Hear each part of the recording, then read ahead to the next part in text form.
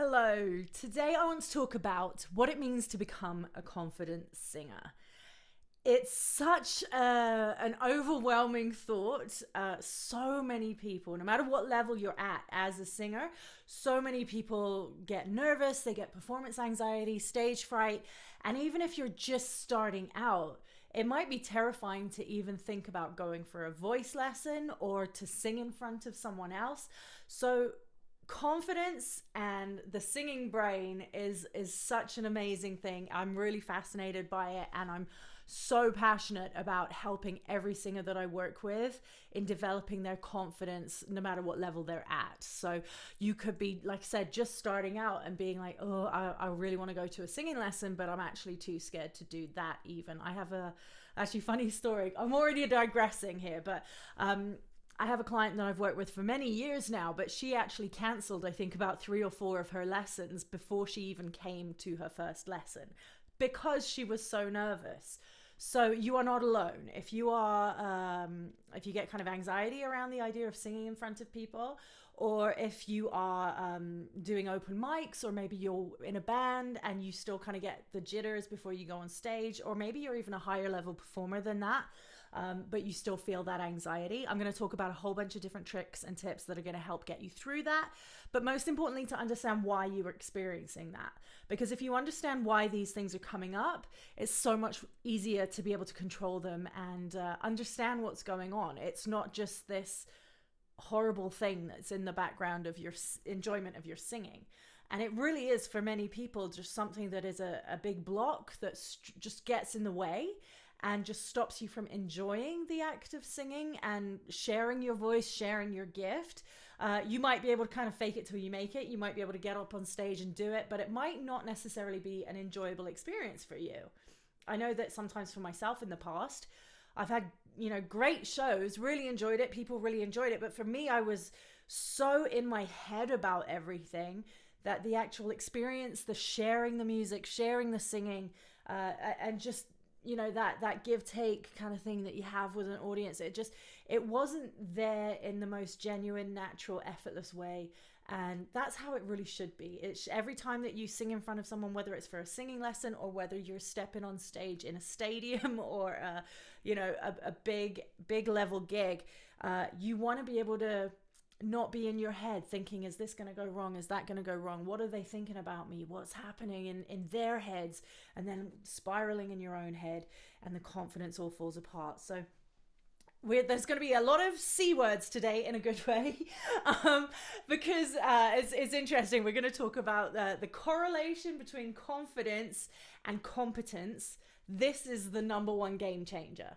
So if you are unsure about any element of your performance, if you have a certain song in your set, or if you have a certain line in a song that you're working on that trips you up every single time, or maybe it doesn't even trip you up anymore, but you have that mental switch that goes off, like, here comes that line, or that song is coming up in the set 2 songs from now. Am I going to be able to do it? Is my voice going to stay strong enough? Am I going to be able to pull this off? That is something that's so common, and you can eliminate that with competence. That just means you have to name what it is that's giving you that anxiety, okay?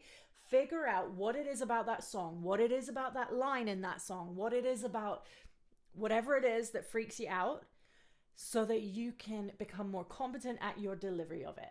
You can start to manipulate it, manage it, really control how you're singing it, so that you are doing it safely, healthily, and consistently. There's another C. There's going to be so many C's coming at you. So the correlation between competence and confidence is huge. If there is something you are nervous about screwing up, work on it. Literally, I will spend time at my keyboard. If there is a line in a song, or even one note in a song, I will sit there for as long as it takes. And I've had to explain this to clients as well. As long as it takes can sometimes mean hours. Okay, there will be breaks. I won't just sit there going like beep beep beep beep beep beep beep, but like pretty close. So if there is something that I really want to know, that I'm like, I have to get this consistent, so that when I'm on stage, I am not thinking about here it comes, and neglecting everything else that's leading up to it, putting myself in a negative, anxious spiral, so that when you do get to it, you've literally set yourself up to fail into it. so make sure you're not doing that, and make sure that you sit down, you address what it is that's making you nervous about this certain song, this certain part of this song, anything. And we're going to look further into other sort of elements of the performance side too, such as what are you wearing on stage?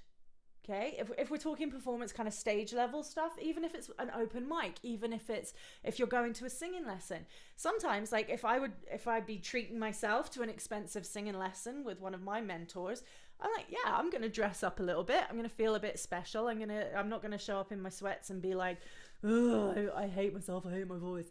I put a bit of effort into it so that you just feel good. That said, don't go on stage in 6-inch heels and a miniskirt if that's not your thing, okay? Don't put yourself into a situation that is so unnatural for you just for that 45 minutes, that 90 minutes, whatever it is. If it's super unnatural for you, your brand, how you feel, where you feel comfortable, you're gonna ignite that flame of anxiety. You're gonna fire that up if you are so far out of your regular comfort zone when it comes just to your clothes, your hair, your look, whatever. Make sure that you're looking and feeling great. I personally cannot go on stage in heels because firstly, I'm a klutz, but secondly, I'm just like, you know what? I like to feel grounded. I like to feel my feet on the ground. I like to have that grounded level. And I don't also want to be worrying for 90 minutes or however long I'm on stage. Am I going to trip over and make a fool out of myself? Because the odds are high. Maybe you're one of those people that rocks heels day and night and you're like, I would feel really weird in flats. So those are things to think of as well if you're more of a performing artist. However, like I said, if you are going to a lesson or something, and you know a lot of higher level voice coaches are quite expensive, it's a bit of a treat. It's a day out. Like, enjoy the experience. Like, make yourself feel good when you walk in there, so that when you start singing, you've got the whole package about you is feeling good. It's feeling positive. Your energy is up. I've been holding this for like 10 minutes. I'm gonna have to say. So yes, make sure that you're setting yourself up for a really good, positive mental experience. So eliminate any of those trips or triggers or things that are gonna make you nervous that don't even need to be there, like the 6-inch heels. And then that competence. Make sure that you've really, really worked the notes, the lines, the songs that are causing a little bit of anxiety. And you know, if you get to a gig and you were like, you know, I've got other songs that I would feel way more confident just rocking the living daylights out of, and just I'm gonna knock those out of the park with confidence and enjoy the performance and everything, maybe come back to the other songs at another time. Give yourself time to work on those so that you have that confidence, because there's nothing more uncomfortable for an audience to see a performer struggling. And no one wants to see a performer struggling. So this brings me into another kind of element of building confidence on stage or as a performer or singing in front of anyone. No one wants to see you in a situation where you're like, you're panicking, you got the sweats, you're looking around like, what's going on? I'm so awkward and uncomfortable in this situation. No one enjoys that unless they're a complete weirdo. So we, as an audience, we want to support you and want to see you at your best on stage. So making sure that you're prepared for that, and don't be thinking about what the audience is thinking too much, okay? Are they judging me? Like the judgment thoughts, you got to really try and eliminate that and just start to think that they're here because they want to see some live music, or I'm here as your voice coach because I want to, you know, we've got to look at the cracks and the flaws and all of that kind of stuff so that we can address it, build the competence, build your skills so that you can start moving on from there. So if you're in a singing lesson and you show up and you knock it out of the park, well, I'm going to challenge you and say, well, let's pick something that's harder, that's going to show me any of the areas that we can really dig into and work on. Because there's no value to someone coming up for a singing lesson and just being like, well, that was great. That was a nice presentation of your voice. Thank you very much. It's like, no, I will always challenge my students to sing stuff that maybe that isn't coming out great yet, because that's the whole point. So when I see someone on stage and they're struggling, I'm like, okay, it's so easy to put the pieces together and help them to develop a really confident, competent performance. And sometimes it's so easy to be able to pinpoint what it is that's causing the whole performance to feel that way. And it could be, like I said, something as simple as take those damn heels off, or just like stop pretending to be something that you are not. Okay, so this leads me into another C, which is comparison and competition. So if you're copying, another C, copying and comparison, don't be comparing yourself to other people. Say if you're at an open mic, someone gets up, they kill it, they're fantastic, and then you get up and you're already thinking, I can't do that, or I'm not good enough, or they were way better than me. They're doing something different than you. They might be at a different level than you. They might have been singing for many, many more years. They might have been, touring and doing all these kind of things. I know a lot of people that are working musicians who just go to open mics just to keep their chops up and just to have fun. So don't always assume that everyone's of your level and that you're not matching them. Okay, so there's just so much to think about when it comes to being a confident performer. We just get in our heads so badly. We're comparing, we're sometimes imitating. So if you are imitating, if you find what you're singing is putting strain on your voice, if you find what you're singing is really hard to achieve and you can't quite put your finger on it as to why, really listen, are you using your natural, genuine sounds?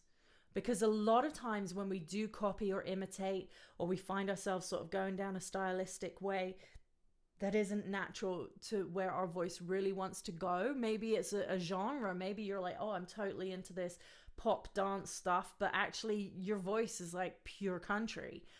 Like, explore that. If things aren't feeling natural and honest and genuine, that's when your brain's going to get into a spiral as well about performance anxiety. Because if you are not being genuine and true to yourself when you're performing your music, that's going to show, and that's going to be something that's going to be really hard to kind of cover up or to sit with and be comfortable with as a performer.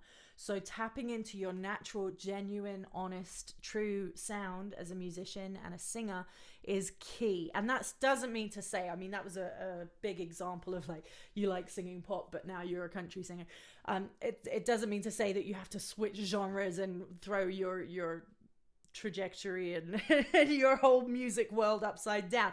But just to say, really sit with what naturally flows for your voice. Because so many times I hear people putting these filters and these things onto their sound, and it's just holding you back. And you take that out and it's like, whoa, listen to that voice coming out. Listen to that power. The range is extended. There's more power. And then most importantly, there's more confidence because it's consistent. It's reliable because it's your instrument. It's like if you take a guitar and you're trying to play the flute with this guitar, it's like it's never gonna sound very good, right? So it's like just find what your instrument does naturally, genuinely, effortlessly. That is the key too, right? You ever see these performers? Well, I mean, I can use examples: Whitney, Celine, Christina, like I'm using female, Freddie Mercury. I was trying to think of like when you Axl Rose, even like his range, his voice is crazy, but it's so different. Imagine if Axl Rose was like, I'm going to really just try and squash what is natural to my voice, and I'm going to try and really sound like Freddie Mercury. It's like, not necessary, thank you. We've already got Freddie Mercury. So go off and be Axl Rose, please, because there is your space is so there.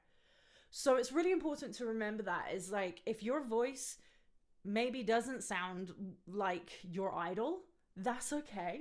You can still kind of draw inspiration and motivation from those people, those styles, those songs, but don't try and imitate because you love that so much. Start finding what is magical about your voice and what is unique about your voice. There are so many Billie Eilishes now. Love her, love her, love her, love her.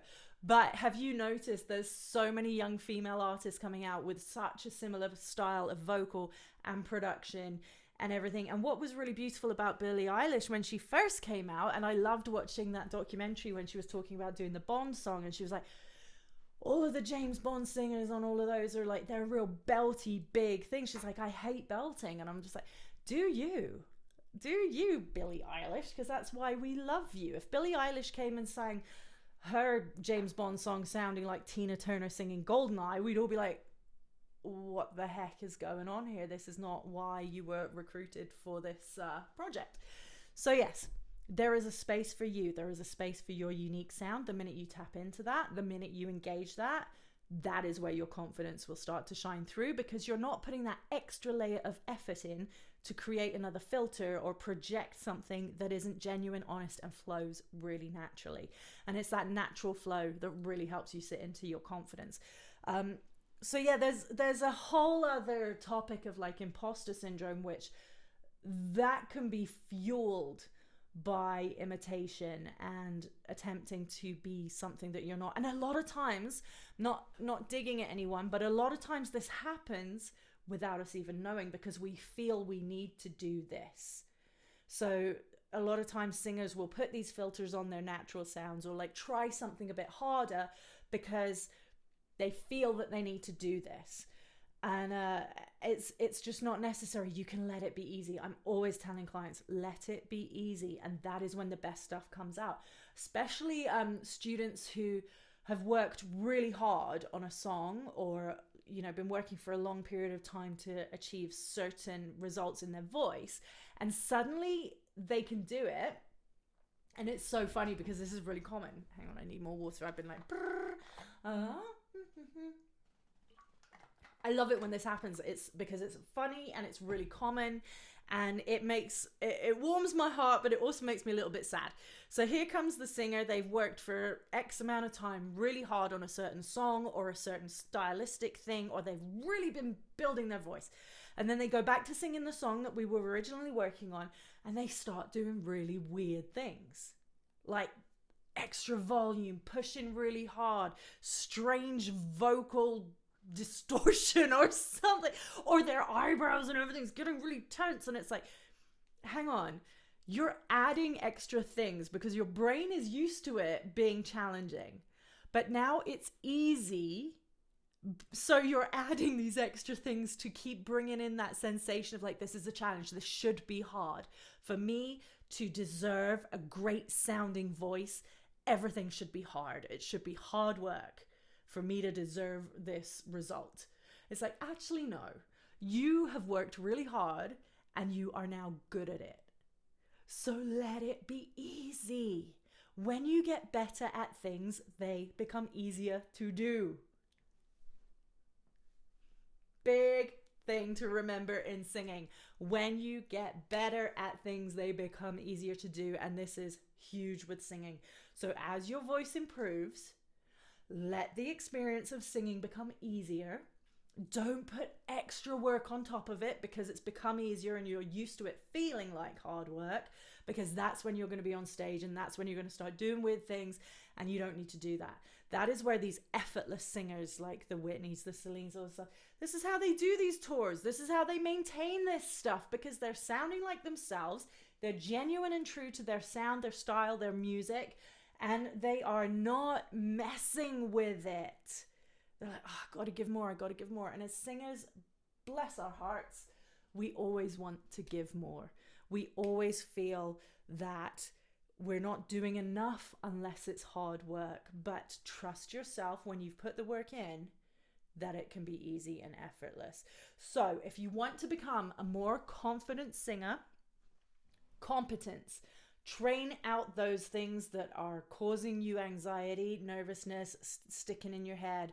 Sit there, sit by your keyboard, sit by your music, and just like lock in those parts. Ask me anytime if you want help with any of that kind of stuff. I can help you. We'll get everything locked down and comfortable, easy, confident. You want to definitely make sure, check in with yourself. Am I tapping into my natural, genuine sound, style, tones? If you're putting a filter on it, am I trying too hard to sound like someone else? Am I trusting my sound? Am I being genuine to my voice? Because otherwise, if you're doing weird things in here, it can be really hard to manage and maintain healthily for a long period of time if you're really messing with it. And also, like, psychologically, all the things like the muscles and everything, there's tension when when it's not genuine.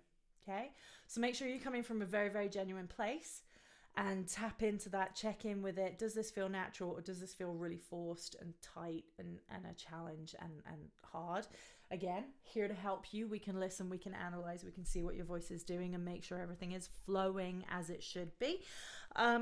And then, you know, the imposter syndrome, make sure you're being genuine, and that can really help eliminate the imposter syndrome side of things. So there's a lot to think about here, a lot. And the competition comparison might have to be another video. I'm going to do a part 2 in a minute because this is a lot I've been talking at you.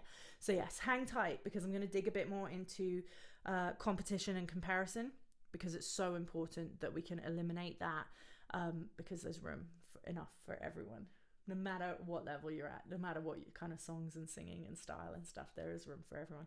So please let me know if you have any questions. Emma@rockitvocalstudios.com. That's ROCKIT vocalstudios.com. I'll put all the links down here in the notes. And whether you're listening on the podcast or on YouTube or wherever you're listening, I'll put some links to all different things that can help you as well.